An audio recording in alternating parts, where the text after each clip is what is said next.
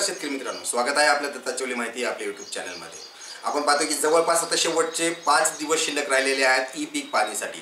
संबंध महाराष्ट्रातील शेतकऱ्यांनी ज्यांनी कुणी पेरणी केलेली आहे, सोयाबीन असेल किंवा इतर कुठलं पीक असेल आणि त्या पिकाला जर तुम्हाला सातबाऱ्याला त्याची नोंद यायचं असेल तर तुम्हाला ई पीक पाणी हे कंपल्सरी झालेलं आहे। आणि आता शेवटचे 5 दिवस राहिलेले आहेत आणि बऱ्याच साऱ्या तांत्रिक गोष्टी अडचणी येऊ शकतात शेवटच्या 2 ते 3 दिवसात, सर्व्हर डाऊन असणं किंवा नेटवर्क नसणं।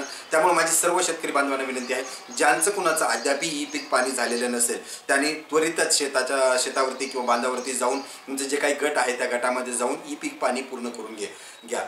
सध्या पाहता मागील 8 ते 10 दिवसापासून ही पोर्टल म्हणजेच वेबसाईट ॲप जे आहे ते ॲप व्यवस्थित चालत आहे। त्यामुळे त्यामध्ये सकारात्मक असल्यामुळं बऱ्याच साऱ्या शेतकऱ्यांनी आता जवळपास 60 ते 70% शेतकऱ्यांनी त्यांची नोंदणी पिकाची ही सातबाऱ्याला करून घेतलेली आहे।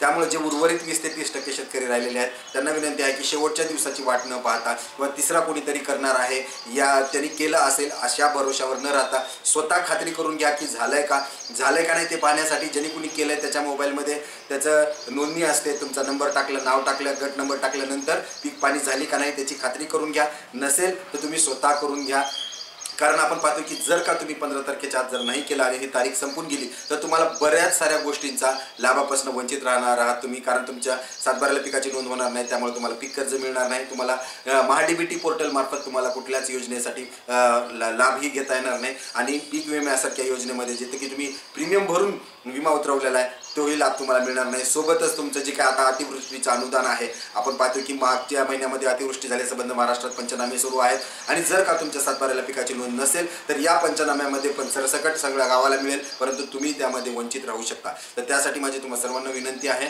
की लवकरात लवकर 3 ते 4 दिवसात ई पीक पाणी हे करून घ्या। धन्यवाद।